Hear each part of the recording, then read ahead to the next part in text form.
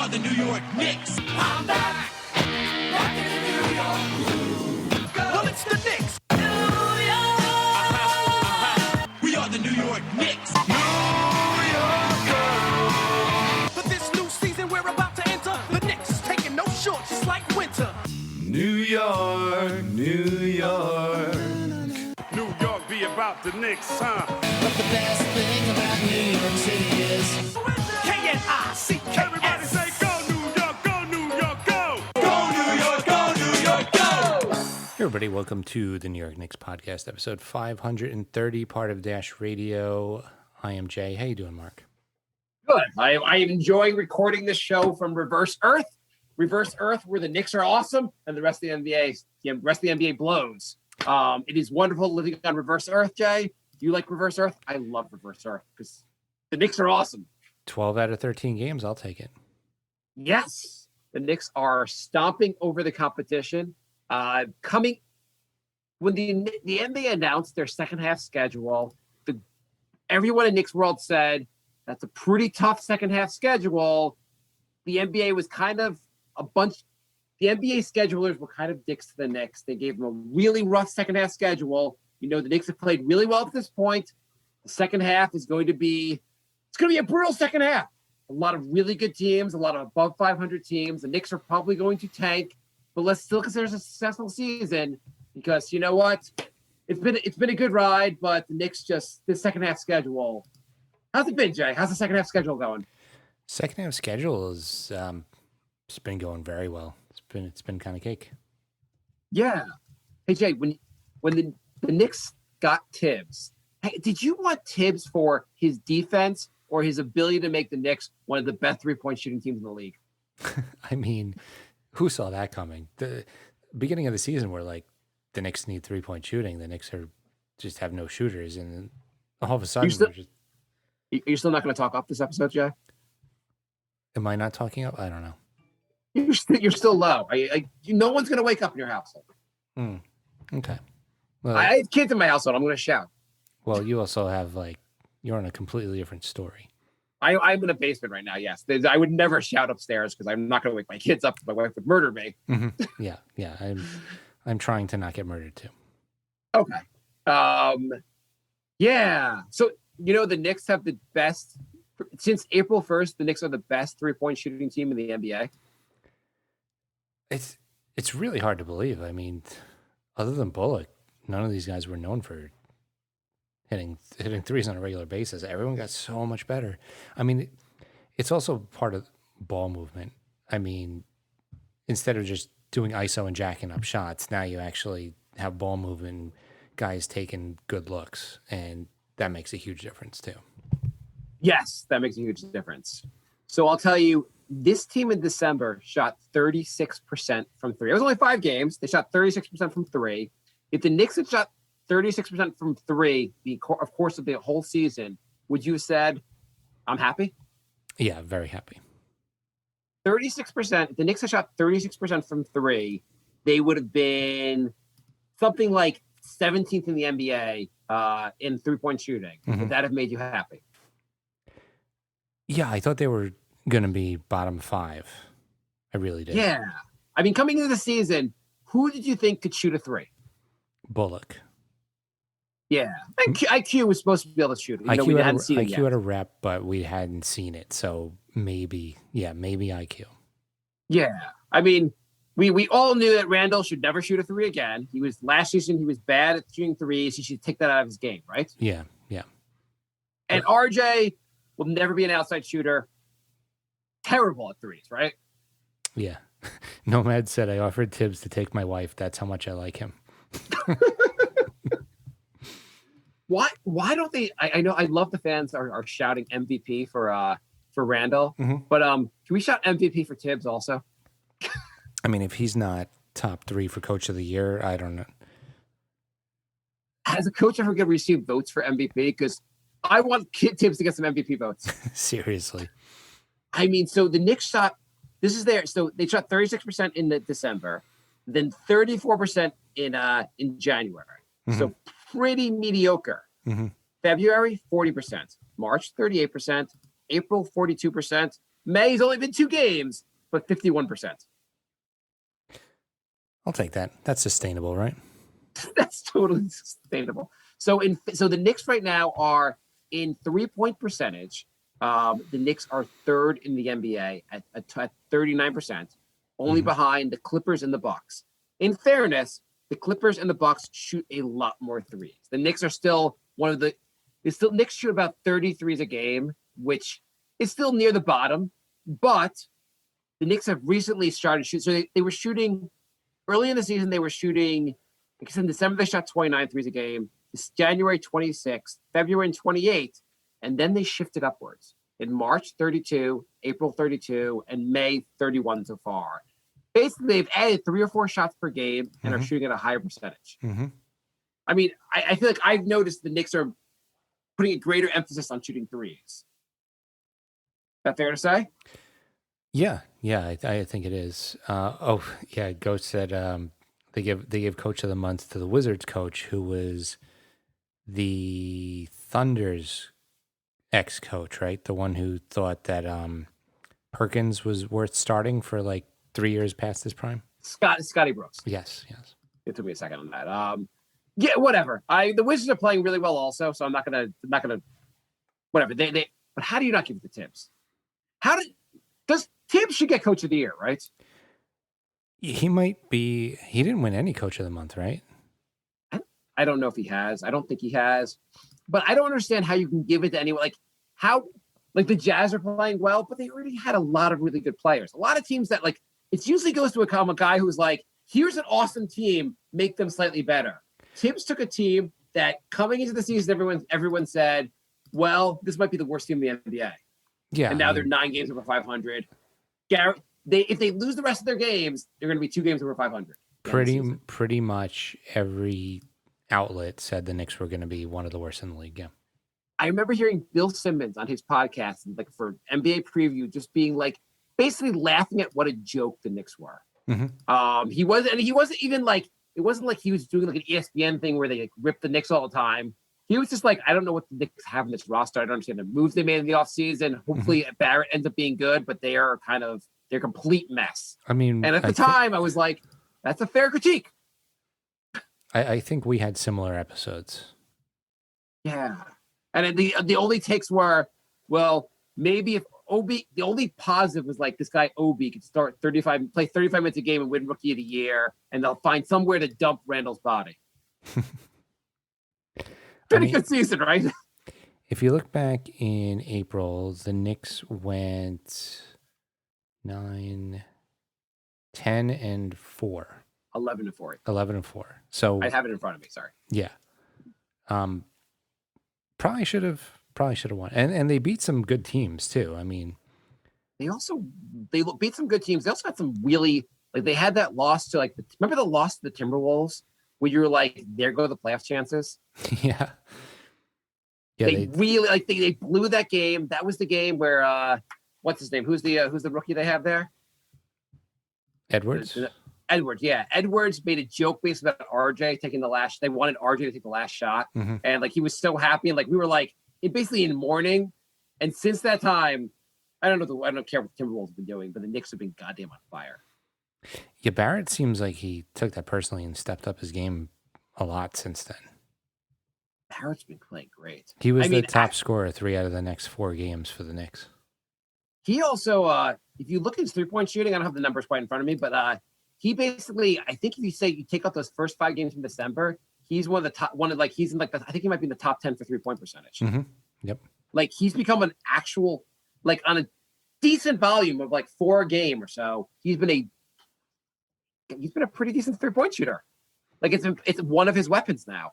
Yeah, no, it's definitely, and it's sustainable too. It's not like he's went on some weird streak where he's shooting 60%. He's getting good looks and he's hitting them. He had that game. We didn't talk about it last show. And I forget who they had. I forget which game it was, who they were playing. But he had that, if you remember, where basically he dribbled in and then dribbled back into a step back 3. And you were like, wow, I didn't know he could do that shit. Yeah. He said, he's 20 years old. He's going to keep getting better, which is just insane. Yeah, absolutely. By the way, so his 3-point percentage in December was 12.5%. Pretty awful. In January, 35%. In February, 47%. March, he dipped to 34%. April, 46%. And May so far has been 44%. And on the season, that puts him on the season at not to just read stats, but I think it's just crazy. He's shooting overall shooting almost 40% on 4 threes a game. That's pretty good for your second year player. He's 20 years old. Pretty good. Nomad wants to know if Randle is second best Knick in the past 2 decades. The best or the second best? Okay. So the only reason I will give it to, I assume we're going to say Melo would be the alternative. You're not going to give it to anyone else. The last 2 decades, right? Yeah. I mean, who else would be up there? There's no one else. One season of Marbury, David Lee, So Melo got the Knicks to the playoffs three straight seasons, and he probably would have gotten them to another season in the playoffs if Phil hadn't basically just worked against him in many ways. But by dismantling the roster, he was a great scorer. Randle has had one, last season was a mediocre season. This year has been an awesome season, but he's only done it for 1 season, so I'd still put him behind Melo. I would say the season is better than any Melo season for the Knicks. Fair enough, but I still Melo did multiple seasons. You can't multiple seasons versus 1 season. Multiple seasons win. But if you're just talking peak season, I give it to Randle. Yeah, that wasn't the question. If you come up with your own question, Jay. Well, it's how you interpret the question, I would think. Okay. I'm going to give it to Melo. So here's the question. I did not ask last show, Jay, but 7-game series, 12-13 Knicks versus this Knicks team. Who wins? This is the question I thought you were going to ask last episode. Yeah, I'm asking it now. And I guess there's also 2 versions of this question. The version where Amari's healthy and the version where Amari's not healthy. I think the version where Amari's not healthy is the beneficial version. I think that's the better team of the 12-13. I think with Amari, they were worse. Yeah, that was when the wheels fell off for Amari. Yeah. It wasn't even that. The fit was just a really, without Amari, they basically emphasized more 3-point shooting, more passing. The floor was just more open. When Amari came back, he was a good player, but him next to Melo created spacing issues, and the team itself just did not play as well. Yeah, no, it didn't really make sense. But anyway, so who wins? Who wins? I mean, this team, obviously, that team had a much better record, and that team really was a better team. But what do you think, Jay? That team played good defense also. I mean, so they did not have the rim protection this team has. Well, actually, no, they had Chandler also. Right. They had Chandler. So they had a defensive player of the year, actually. Yeah, they had defensive player of the year, but overall, I don't think the defense was as good. Their offense was probably better. They had more options. That team shot a lot of threes, but not as many as this team does, or not as a high rate. Mm-hmm. Although, they have 37 wins now. There's 7 games left, and there's 10 less games. You're probably talking 48 win team over 82 games for this team. 40 win? I think you're getting the number wrong. 48. Yeah, 48. Sorry. Yeah. Okay. So a 6-game difference, which isn't that and much. And in fairness, this team is playing at a much higher level than it played in January.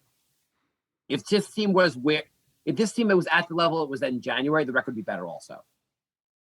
That is true. The team took time to gel. That team had more time together before the season started. They had previous seasons. Obviously Melo was on the team the year before. They just had more time to gel together.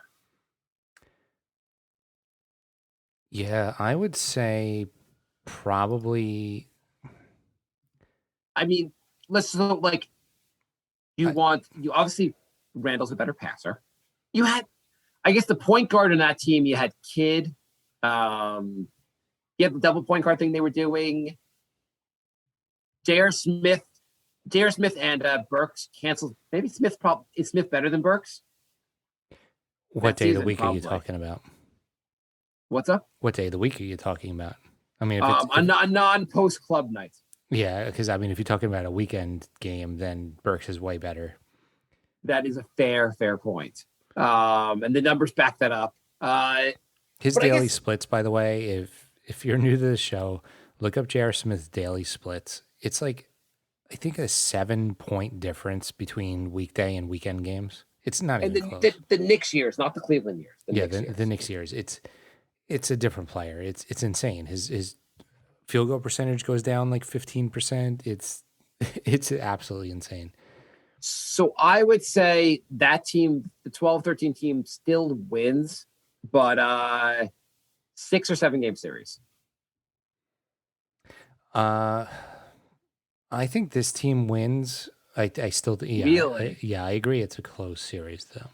You mean the current team wins? Yeah. Oh, I don't know. I mean, that team was a really good team, and like I as much as like Randle's, there are a lot of good defenders. You're not shutting down Melo. He's going to get his points. The team was jacking up a lot of threes and hitting them. Yeah, but the 3-point defense is way better on this team. In fairness, some of the Knicks 3-point defense now is just hope guys miss open shots. That's still like the Knicks. There is some level of the Knicks are part of the Knicks defense is just getting lucky of guys missing open shots. They still leave a lot of guys open on 3, and it just somehow it's bared out to work out that way. And they are doing a good job on their defense is great, but there are still a lot of open threes that other teams miss. DB Classic says, as a paid-up Patreon member, we demand Jay wears Knicks paraphernalia on screen when they are winning, which is perfect. Go and put on your Knicks paraphernalia now, Jay. I do have my Knicks tissue box right here. Show it for the camera, which is great for the podcast. Show it for the camera. Yeah. So it's a Knicks couch. It's a couch with Knicks logos, and it's a tissue box. Okay, so this week the Knicks, they played, or at least since last show, they played Memphis and they played Houston.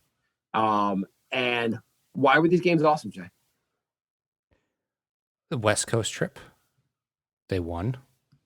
They won convincingly They at won. both games. Yeah, and Houston isn't good, but Memphis is a good team. Well, Houston, they had beaten some good teams recently. I think they've beaten Golden State pretty recently. They don't have a great. I mean, Kevin Porter I think went for 50 a couple nights back. They don't have a great team, but they can win some games. And everyone said this is a trap game. This is it's opponent the Knicks maybe they'll overlook. And the Knicks said, you know what? We're just going to stomp them basically. Yeah. The Knicks won by I think 25 points, and the game probably wasn't quite that close. I would say that Cleveland gave up on Kevin Porter a little too early. No, supposedly, I think they mentioned something on the broadcast about some locker room issues with him. I'm not sure, but Cleveland's a mess. They probably should have found a way to keep Kevin. They gave Kevin Porter away for I think almost nothing. Right. I mean, if you're talking about locker room issues, is Kevin Love really good for the locker room? I mean, holy crap, that contract! Like Cleveland's like, hey, if you guys give us a first round pick for Kevin Love, teams are like, the dude that doesn't give a crap about, like, actively doesn't give a crap while playing, and he's injured most of the time. How about you throw in 2 draft picks to get us to take his contract? right, exactly. Holy crap! That video the other night where basically he was just kind of like, just looking like the saddest person. He looked like the saddest person on earth who's making $30 million a year. He looked like he had a gun to his head to play basketball. It was really weird. How did LeBron win with these teammates? Kevin Love and Kyrie. Like, whatever you want to say about LeBron, he had some pretty, like not necessarily the guys you want, basically, once LeBron leaves, like, they're the worst teammates ever. I mean, that's the argument for LeBron being one of the greatest, that he won with bad teammates. But then you look at his, somebody did an analysis. Whatever. We don't do the whole LeBron thing, but it's just like, it's just weird that once he left, like the team was like Kevin, like I guess Kyrie's doing well with the Nets right now, but like they've just been like they're not the best teammates. Like people at the time were like LeBron's hard to play with. I think Kevin Love and Kyrie are hard to play with. I would say that's fair. Yeah. And then the Memphis game last night. Were you watching the Memphis game and going, "Oh wow, I wish the Knicks got Ja Morant instead of RJ"? No. And Ja's been injured a lot more than RJ too. Yep. He's been a bit fragile and not that. I mean, he's been fine, but like he hasn't taken his rookie campaign and stepped up for his sophomore year. Whereas RJ has gotten a hell of a lot better. Yeah. I don't think. Do you think there are many Knicks fans who would do that trade right now with like Ja for RJ? I think last year a lot of Knicks fans would have done it in a heartbeat. I'm not doing that. No, I don't think so. I don't think so. Even if you think RJ, what's his name, Ja is a little better. There's something about like drafting a player and having him like your own, as opposed to like getting somebody else. Like, even if you would say RJ's a little bit worse, I'd rather have him just because the Knicks picked him. He's been there the whole time. I know a lot of people would say they think Ja is maybe a better player, even though he had a bad game against the Knicks. I think RJ will have a better career. I forget if I said it on the show. I think RJ will have a better career than Ja and a better career than Zion. Better career than Zion because I think Zion's career will be cut short by injury, and Ja, he's good. I think RJ will be better. Mm-hmm. That's fair. I mean, the growth between last year and this year for RJ has been way more than Zion and Ja. So I think it's Zion's gotten a lot better, but Zion's defense isn't that great. It's not. RJ's gotten better on defense. There's been a lot more improvement from RJ. Maybe he had such a mediocre rookie year, so he had a lot more to improve from. But I like to see growth. Yeah, absolutely. We don't see that very often, so it's nice. So I have a question for you. If you were, Jay, have you ever spent time as an NBA coach? No, I haven't. Okay. So I've never either. So I don't know. I would say, do you like NBA coaches? They have a lot more experience. They know more about strategy than you do, and myself as well, right? I would say that's a fair assessment. Yeah. But you watch a lot of basketball, so I'm going to ask you a question about NBA coaching strategy, and maybe you can explain to me from what you know, because neither of us know as well as maybe the Memphis coach. Yep. But explain to me the strategy behind this. Okay. Game is within like 7 or 8 points near the end of the game. What is the strategy by having yourself and your team commit 17 technical fouls? What's the deal there? Hey, I'm going to do a double technical foul. Get some other guys in this team to get thrown out of the game. Let's just go technical crazy. I would say that that's a strategy that should not be repeated very often. Okay, so that was not a winning strategy. So they did seem to help Memphis' case at the end of the game. Thinking outside the box, try something different. In retrospect, though, probably not the best strategy. I know we need baskets, but what if I could get myself thrown out of the game and send them to the line to shoot two free throws? What if that I'll be psychologically I'll throw them off by giving them free shots. And you just give them so many free points that they just get flustered and just don't know what to do with them all. Was that a bizarre part of the game? A little bit. That's a little bit. Shout out to also Pell. What's his name? First name? Neville. No. Norville. Yeah. Norville Pell. 3 blocks. Yeah. So actually, Anthony said, "How about the center position? Deepest in the league for sure. Even Pell." Yeah, we got some rim protection here. I mean, Mitch went out, and you're really, really nervous, and then Noel fills in perfectly. He looks amazing. Then he goes down, and Taj steps up, and then you got Pell putting in Taj's minutes, and still looks good. I mean, I want at least one of Mitch or Noel back for the playoffs, but having 4 centers that can do something is a luxury. That's really nice. So here's a question for you. And this is more of an off-season question. But people are talking, I think the Knicks can get Mitch back for one more season. I forget the exact, like they can either sign him to a multi-year deal or they can bring him back with he'll be a I think maybe he's a restricted free agent, or I forget the details, but the Knicks can bring him back for one more season at a low dollar value, or they could sign him to a long-term extension. Do the Knicks need to sign him to a long-term extension? Or I guess you need to right now do it? Or is he someone that you should bring back for one more season, see what you get from him, and then decide later, decide a year from now? I say you bring him back for one season and decide later. I want to see if he can go a whole campaign without missing 20, 30 games. I also, what we've seen from Noel, I think he might have passed Mitch on the depth chart. Mm-hmm. Yeah, I mean, neither of them has very good offense, but Mitch is better in some ways. Mitch is better at catching the lob, definitely better hands. But Noel has some moves around the rim. He can shoot, and he can shoot 5 feet away from the rim. Like he can do a little bit on there. His defense might be better than Mitch.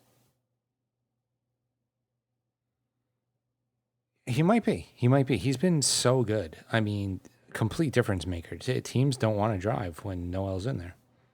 No, he's been goddamn awesome. And the Knicks also have been winning a lot without Mitch, to the point of maybe the money is better spent.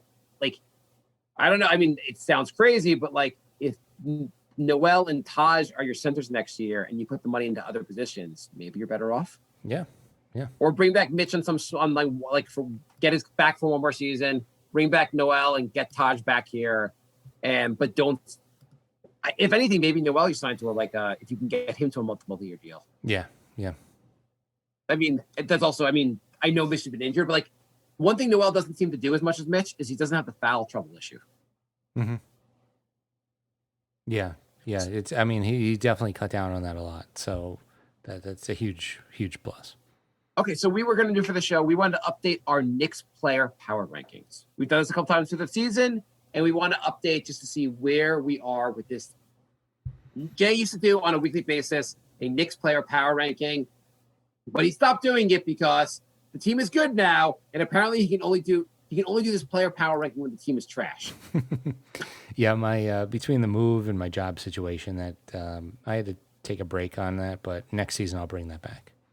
Okay. Well, actually, we have a caller before Oh, Greg, our friend, friend of the show, has been asking for a quick interview.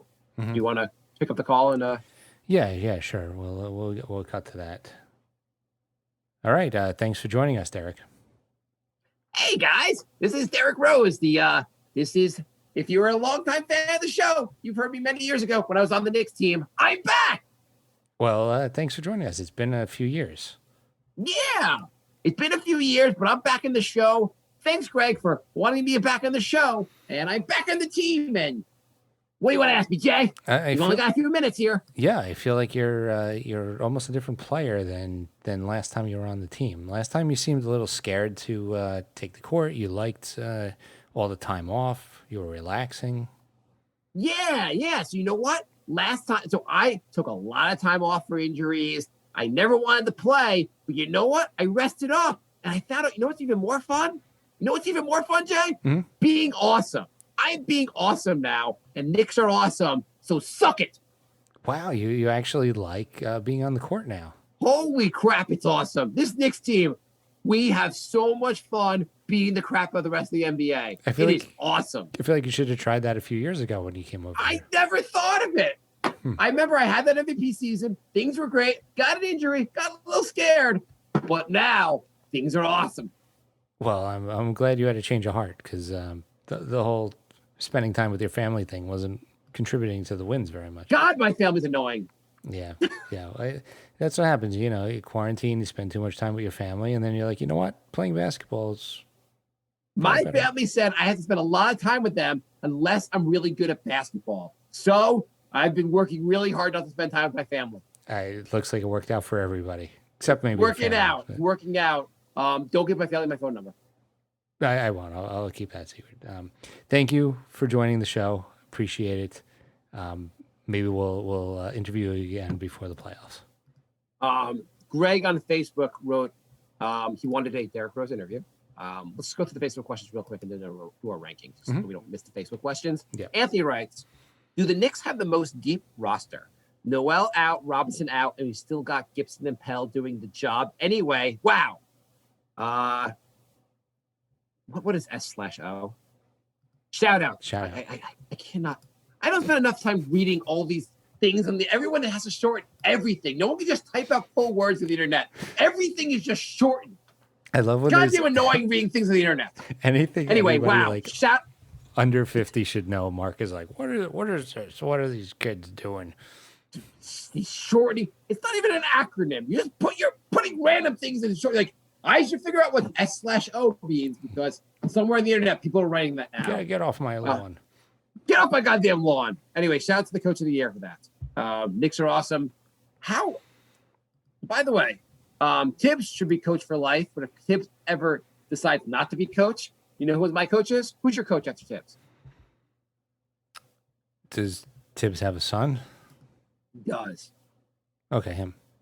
Yeah. You know what his son's name is? Thibs. No. His son's name is Taj Gibson. Taj Gibson's going to take over next. Wouldn't that be great if he named his son Thibs Thibodeau? That would be pretty good too. But holy crap. Anyway, I taught. It's crazy how good Taj has been also. Yeah. Yeah. Jansen writes, what were your first impressions when the Knicks hired Thibs in the offseason, and do you still think that way? No, definitely not. We were a little skeptical about Thibs. We were wondering if the NBA's changed too much since he was. I mean, he wasn't that. He didn't look good in Minnesota, but then I guess we realized it was more Wiggins and Towns than Thibs. Okay, I think these were all your impressions. Probably. Just to be fair, Yeah. I was all in on getting Thibs. Okay. I knew when the Knicks hired Thibs, he could make the team an awesome 3-point shooting team. I just questioned what he could do for their defense. And apparently he's a good defensive coach also. I knew he was really good on 3-point shooting. I didn't know about the defensive part. Okay, I'll let that one slide. No, I have to say, we all thought he'd have he'd do a good job with the Knicks defense. I figured he'd go from the worst defense in the NBA to like a respectable middle of the pack team. Mm-hmm. I did have some concerns about what he'd do with the offense. The one thing I did point out was the whole we talked about if you remember when Derrick Rose got injured with the Bulls, he made Joakim Noah like the point guard, center point guard. And so I was like, oh, maybe he can do something with Randle here. Anyway, that worked out really well. Did you really have that foresight, or are you just adding a narrative? I don't remember. Maybe I know I said that at some point. Maybe it might have been like the beginning, like right in the beginning of the season when Randall was playing well. I don't know. Might have been like 30 games in when Randall's already playing point forward. Might have been an hour ago. Who knows? But I would say though I was all in on hiring him just because I wanted a coach with a lot of experience. But in fairness, I also wanted the Nets ex-coach. What's his name? Atkinson? Yeah, I was totally fine with the Knicks hiring Kenny Atkinson. It wasn't like I said, like a couple of years ago when they hired Fizz, I wanted Thibs. I was fine with Atkinson also. I mean, Dan writes, who do we add to this team going forward without disrupting the chemistry? Without disrupting what? The chemistry. That is a tough one. I mean, still need a point guard. That's why I said adding a guy like a veteran like a Kyle Lowry could make some sense in the sense of like he would be a guy who would fit in well with the chemistry. A guy that wants to work hard, play hard, all about winning. If your point guards next season were Kyle Lowry and Derrick Rose, yes, a little bit older point guards, I think the team would be really good. The old guard. The old guard, yes. Like we're going OG here. The Lonzo thing. So the one thing that concerns me about Lonzo is that I wouldn't mind a point guard that really runs the offense. And I just don't know. Lonzo is a guy who seems like he can play off the ball really well. He can have some nights where he lights stuff from three. And he's a really good passer, but I don't know if he really runs the offense. Right. Yeah. I don't know. Who else do you think? But who else do you think they could have? By the way, Anthony also does not remember you saying any of that about Randle. Thank you. This is why I like the live shows. We instant reactions calling you out on your bullshit. It's fine. Totally fine. Yeah. Anyway, I don't know what they're going to add. I remember saying the Knicks will finish 4th this season. I don't know what you're talking about. First of all, I did every year in the prediction show. I predict the Knicks are going to win the title in 4 games. So I predicted it, Jay. Norm Powell. I don't know. Who do you want to add? I don't even know who I want to add at this point. It's probably Ball, but I want to add 2 draft picks that end up being. I want to add 2 draft picks that can shoot. yeah, just nailing draft picks. Draft picks. They have one of those guys be a point guard. We can develop. I feel like guys are going to have buy-in on this team going forward. Greg writes predictions for the next 5 games. You got the schedule here? I do. So it's all 4 road games and a home game. Denver, Phoenix, Clippers, Lakers, Spurs. By the way, the Lakers apparently don't like the whole play-in thing. LeBron, do you hear LeBron be like, "What's this playoff crap? What's this play-in crap?" Yeah, I mean he's used to like a first round bye, so he's definitely not liking this. Yeah. I bet if he was in the top 3, he would have no problem with it. So I like this schedule going. I know it's a really tough schedule, the last 7 games. I like it because to get the Knicks ready for the playoffs by having really tough matchups. Mm-hmm. The next 5, 3-2, maybe 2-3. I think 3-2. I think they beat Denver, lose to Phoenix, and the Clippers beat Lakers and Spurs. I think they're going to beat Phoenix. I want to see them beat Phoenix. I want that second match. Like they lost to Phoenix once. I think they can beat Phoenix. They could. Hey, like outside of the top 3 teams in the East, does any like I feel like the one team you don't want to play in the East is the Knicks. If you're a team in the playoffs, like, do you want to face the Knicks? The Knicks are going to go hard against you the whole 48 minutes every night. Even if you beat them in a 7-game series, you're going to have it's going to be a tough matchup. Yeah, it's going to take a lot out of you. They're definitely going to tire you out. Yeah, definitely. Yeah. Then you're like, oh, do I want to play the team where the players are used to going 40 minutes a night and they're going to basically like just grind with me for the whole series? I think they're going to be a tough matchup in the playoffs. Yeah. So Greg also. Okay, go ahead. Last question here. Greg writes, is it time to update the description of the show to 2 happy Knicks fans? The current description of the show is, Jay? 2 bitter Knicks fans. What is the ceiling of this team? Will a first-round exit still be a successful run this season? I mean, this season is a success no matter what. Yeah, but now you see how the team is. What do you want from this team come playoff time? First round win. I mean, if they finish 4th, 5th, they have a really good shot at winning the first round. I would like to avoid the play-in tournament, so be a top 6 seed. Mm-hmm. And I'll be fine if the Knicks have a tough first round series. They lose. I'll be fine for this season. If they play the Hawks, I want to go to the second round. If they finish 4th or 5th, I want to go to the second round. Yeah, exactly. I feel like if they're playing the Bucks, Philly, the Nets, it'll be tough to get to the second round. So Nomad says, why do people forget when Thibs was coaching the Wolves? For the first 3 months, they were in 4th in the then Wild West. Butler got injured, and Soft Wiggins and Towns couldn't hold it together. I thought that the Minnesota issue was really him being the GM also. Because remember, they gave him total control. And right. Thibs, the GM, first of all, you should never have a coach and GM be the same person. And Thibs, the GM, was problematic. It was Thibs, the coach. And also, you had guys that just didn't want to buy in. That was the other issue. True.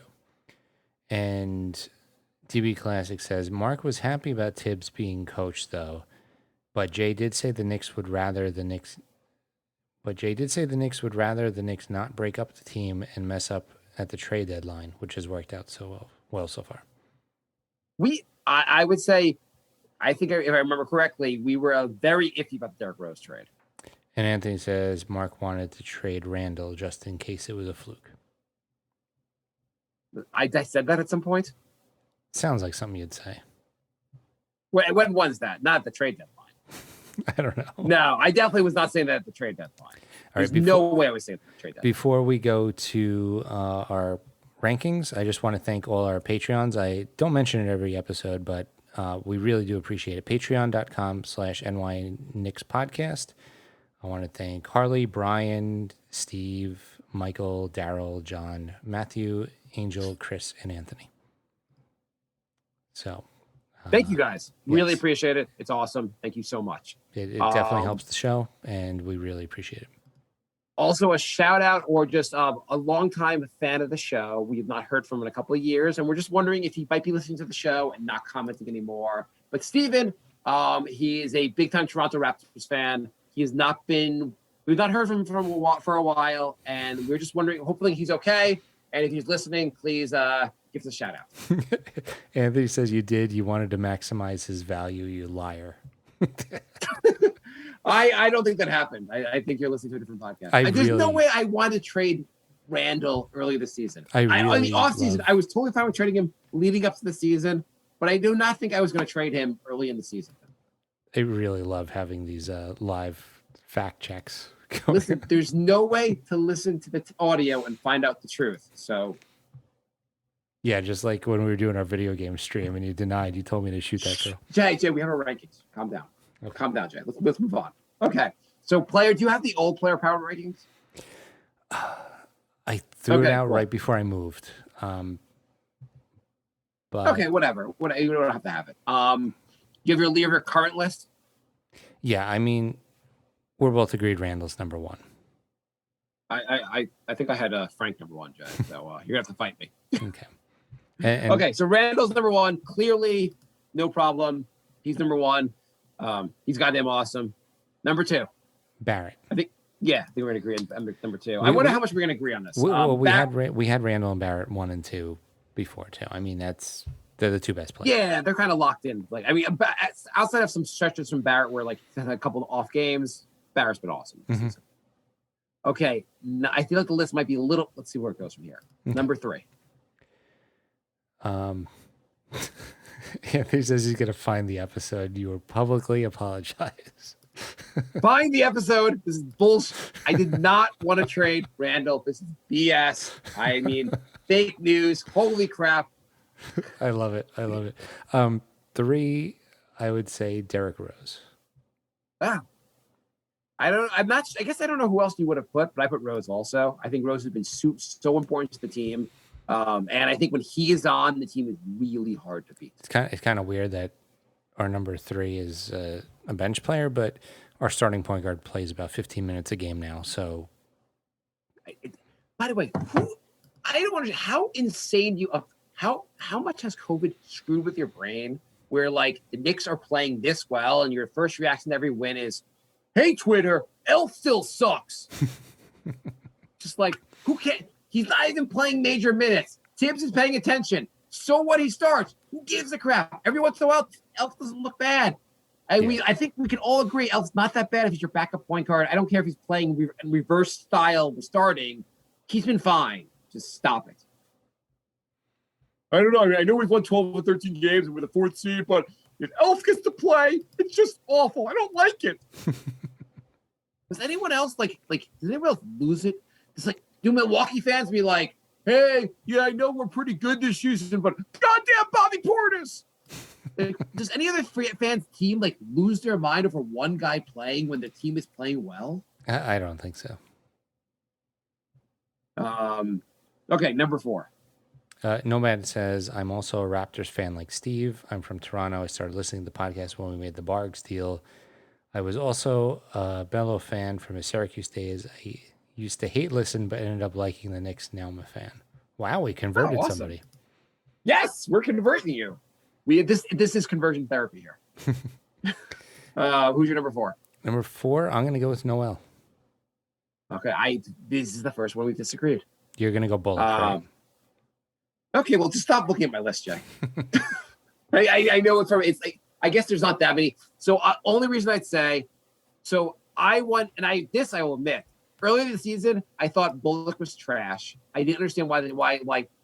So as much as people are giving Thibs crap for being like so loyal to Elf, he was also very loyal to Randle. It worked out well. He was also very loyal to Bullock. Mm-hmm. And Randle was great right from the season, right from the start. But Bullock, for a good chunk of the season, maybe the first 30 games, you were like, he doesn't even make a lot of threes. I don't understand. Why. Like give Bullock sucks. Give Frank his minutes. I don't understand. And I think the loyalty has really paid off. Bullock they've unleashed Bullock. He's shooting a lot more threes. He's a lot more important member of the offense. His defense has been a lot better. You literally wanted him off the team. It was crazy. I admit 30, 40 games, like 30 games in the season, probably at the trade deadline, I said, let's get rid of Bullock. I was not a big fan. Yeah. I am 180 degrees. He's been playing hey, the facts change. I changed my opinion. Bullock has been playing so much better. His goddamn dumb hairdo is growing on me. I might get that hairdo for the show going forward. I would love that. By the way, does he have the stupidest hairdo in the NBA? Is it Dennis Schroeder? Is it Bullock? What's the worst hair in the NBA? Might be his. It's really bad. It's really bad. At the same time, I kind of want the entire Knicks team to grow that hair because I think in a 7-game series, the other team would be like on their floor laughing and they just lose the game. Bullock's my 4th. Yeah. Well, you mean your 5th. You said 5th. You said Noel was your 4th. Bullock's my 5th. Yeah, so Noel's my 5th. Okay. So that's not a okay, number 6. This is where it gets a little I would say quickly. Okay, so I took Burks, and I know he's been injured. He's been not injured. He's been out with COVID, and so he's just back. And he actually had a minor injury also last night. But overall, Burks is a key member of this team, and at times his offense has helped carry the team. He's been more consistent than he's been more consistent than IQ. I put him ahead of IQ. Okay, that's fair. They kept winning without Burks, so that's why I flipped them. I had Burks. I think if the situation's flipped and IQ wasn't there and Burks was there, they would not have changed much as far as winning. Fair. Oh my God, these choices! I cannot believe these. I mean, obviously these. Okay, 8th. You know what? Great at the beginning of the season. After like number 2, we were like, well, this list sucks. Now we're like, hey, what's the number 8 choice? I don't know. Gibson. Where do you? Okay, I had Taja 8. Number 9.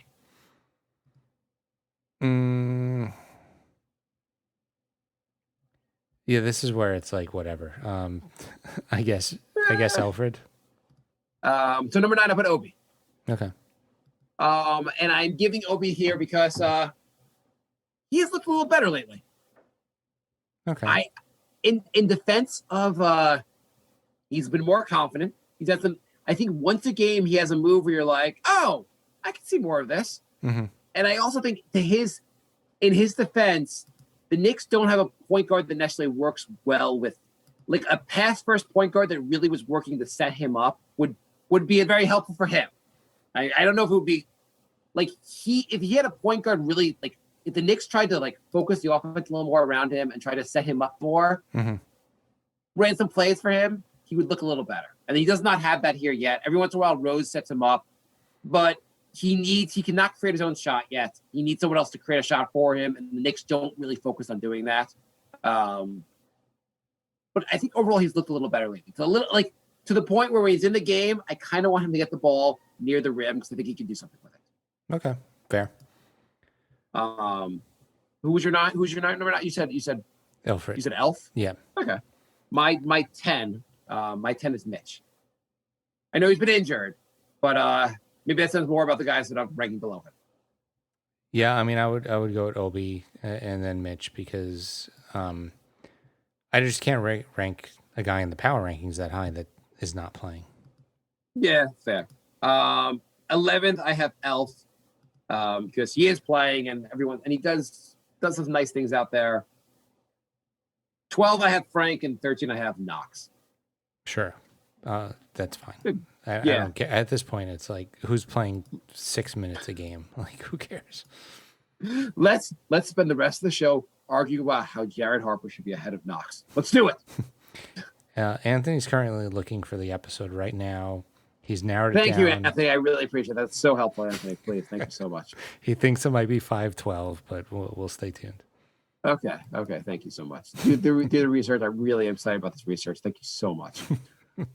It's just really, really awesome. I love dedicated fans like this. Thank you so much. So if you want to join the live chat, we are twitch.tv/crumpledbacon, crumpled with a P.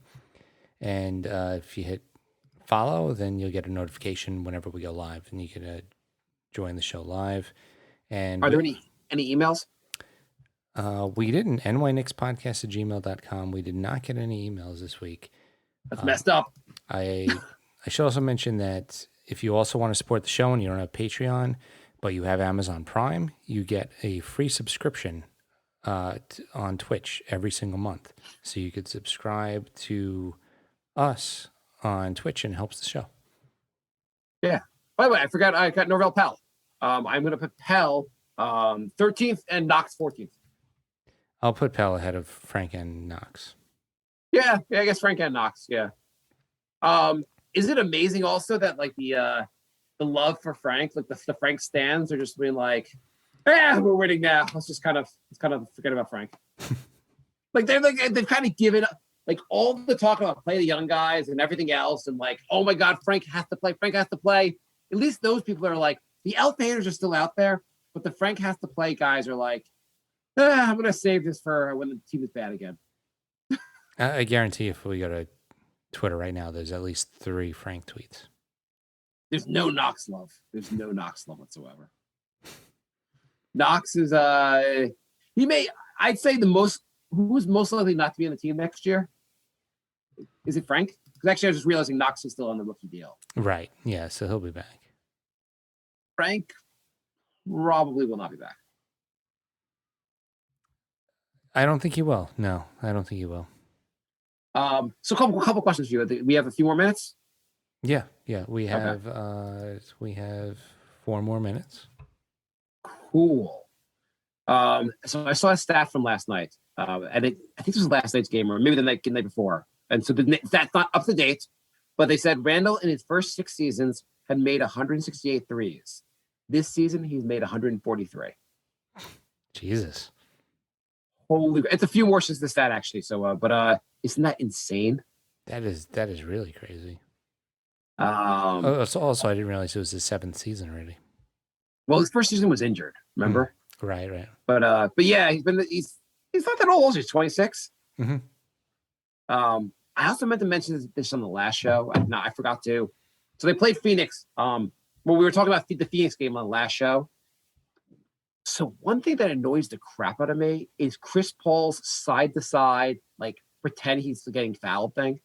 That Devin Booker did also. Did you notice that in the Phoenix game? No. Okay, so basically, Chris Paul, if you try to guard him with your hands up, like you were told when you play basketball. Oh, yeah. If you put your hands up, like you're supposed to guard someone with their hands up. You put your hands up there, he throws his arms into your arms, and then the refs call a foul for some bizarre reason. Mm-hmm. Because you're not allowed to guard him with your hands in the air. It's not a normal basketball motion. It shouldn't be called. No, it is the biggest bullshit. Like, you're watching him like, hey, Chris Paul, you really want to do this, Chris Paul? You have a Hall of Fame career. You really want to be a piece of shit? Just do that piece of shit move. That's what you have to do. The answer is yes, he does. I mean, I'm just watching that being like, that's like a James Harden level of like, just like you're killing angels in heaven that are wearing basketball jerseys are dying right now when you do that move. We have 2 questions in the chat. Nomad says, looking to the future, should the Knicks still be a dumping ground for bad contracts in exchange for picks, or has this season changed that? For example, if the Rockets get rid of John Wall contract for a first-round pick. This is the end of that. I was the biggest proponent of doing that coming into the season, and Knicks are too good. Next season, the expectations are higher. Jay, what are your expectations for next season? Not knowing anything about the roster or anything else, what's going to happen. But like the Knicks right now, going to go to the playoffs. What do you want for next season?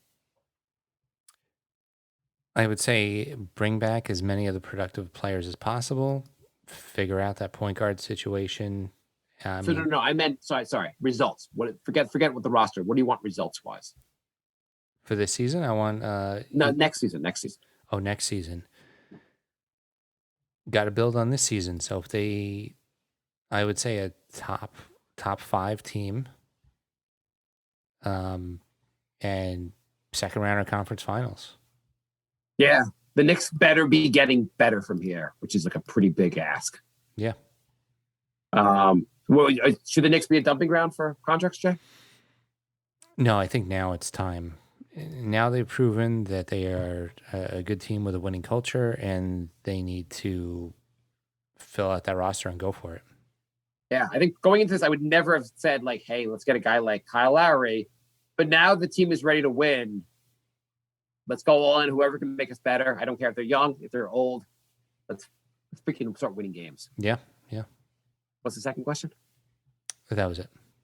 I thought you said there were two questions. It was the same one we posted because I missed it. Oh, okay. Cool. Yeah. What did we learn today, Jay? We learned that there are 7 games left, and the Knicks are absolutely going to finish above 500, and they're definitely going to make the playoffs.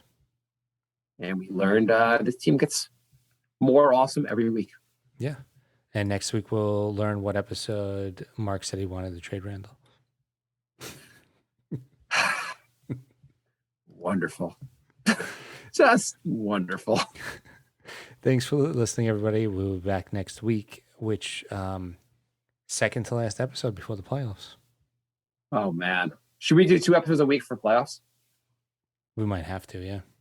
Yeah, we're going to step it up at the show for the playoffs. Yeah. I want to cover playoff games. We don't get to do this very often. Not in this show, at least. So Exactly. I can't wait for the goddamn playoffs, yeah.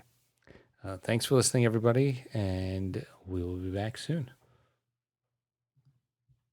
Bye,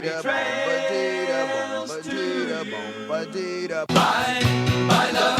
Goodbye, everybody. It's all over. Goodbye. It's time to go. This is the end. Say goodbye. You better go away. I'm gonna leave you. It's the end. Goodbye. Goodbye. Just leave me alone. Feels so good to say goodbye. I'm sick and tired and I'm saying goodbye. Goodbye, girl. Goodbye, goodbye, goodbye. Everybody.